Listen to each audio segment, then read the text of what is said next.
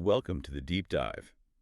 Today we're looking into something really powerful, a book called Ashes to Ashes by Brian McClanahan. It's quite a raw personal account, isn't it? Really goes deep into trauma. Exactly. And our mission today is to sort of unpack how these really early childhood experiences can stick with you. We'll touch on the science, Hmm. why they have such a lasting impact. And crucially, the paths towards healing. Right. Because it's not just about understanding the problem. Absolutely. And the author's, well, his first memory is just staggering. It really sets the scene. He was only 2. 2 years old. It's hard to even imagine remembering something from that age, let alone something so intense. Right. He talks about being up super early, finding a lighter and a red plastic straw. Just a kid's curiosity. Yeah, but then he lights the straw. A drop of melted plastic falls on his hand. He shakes it off instinctively. Yeah. And the burning straw lands on an old Afghan blanket. It Hmm. just went up instantly. Wow. He runs to his mom, points, and she just screams, "Run, Brian! Run outside!" He grabs a toy motorcycle, gets out. And he's watching the house burn at 2. Yeah. And then the truly horrifying part. He sees his mother run out from the side screaming, "He's still inside, my baby, she's in there." Oh, God. His sibling. It seems so. And then the man she was with, he runs into the burning house. Not once, but 3 times. The last time he comes out. Brian describes skin hanging from his arms. That's just unimaginable. And the mother's scream. A sound of pure horror, he says. It's this single event, this moment that becomes the bedrock of everything else. And that's the core, isn't it? How one single traumatic event can leave this emotional scar so deep, it transcends time for him. Yeah. He talks about witnessing his mother's emotional death right there, seeing that incredible, awful self-sacrifice and the guilt. The misplaced guilt. He says he felt like he was the cause of all of it, still feels it. Believing he destroyed lives by lighting that straw, that's a crushing weight for anyone, let alone carrying it from age 2. So why does a memory like that, from so young, stick so vividly? How does that work scientifically? Well, it relates to something the source calls the burning photo effect. Basically, traumatic memory encoding. Okay. When you're facing an extreme threat, like a house fire for a toddler, your brain's fear center, the amygdala, it basically takes the wheel. It overrides normal memory formation. Pretty much. It bypasses the hippocampus, which usually weaves experiences into a narrative, a story.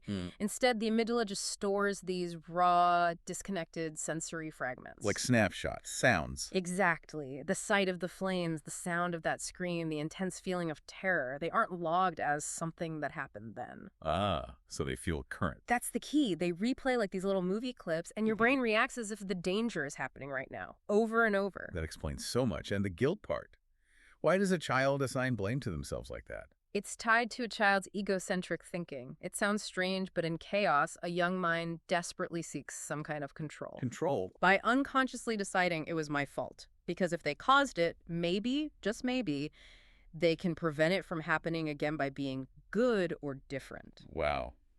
That's a heartbreaking survival strategy. It's brilliant in a way, but yeah, it can lead to this chronic shame, low self-worth. Just like Brian describes experiencing, it gets programmed in.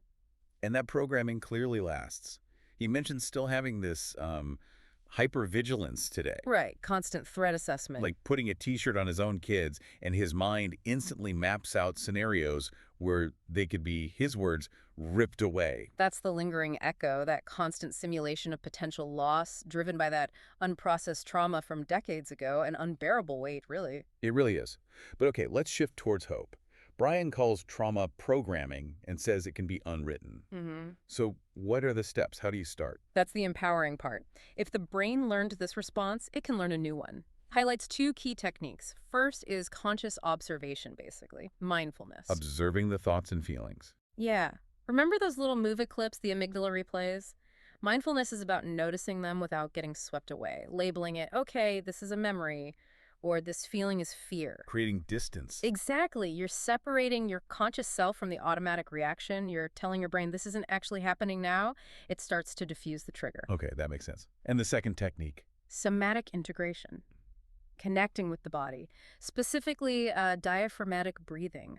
Slow, deep belly breaths. How does breathing help with, memory and fear? It activates the vagus nerve.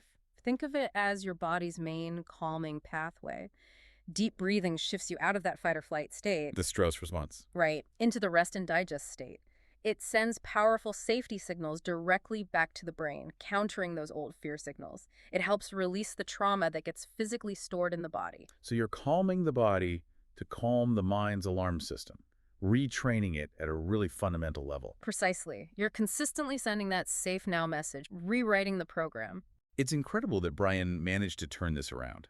He even talks about using his predictive analysis, that hypervigilance is a tool now, and founding Archaea Academy to help others. Yeah, turning that deeply ingrained pattern, born from trauma, into a strength. It shows that healing is possible, that the past doesn't have to dictate the future entirely. So healing isn't about forgetting, is it?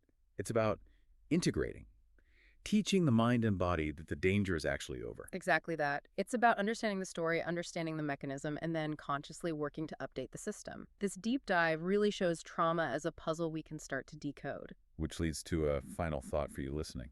Yeah, how might understanding these mechanisms, the memory encoding, the misplaced guilt, the body's response, how might that empower you to look differently at the programming in your own life? Or maybe even recognize the hidden struggles in people around you? Something powerful to consider. Thank you for joining us on this deep dive today. We hope you'll continue exploring these ideas.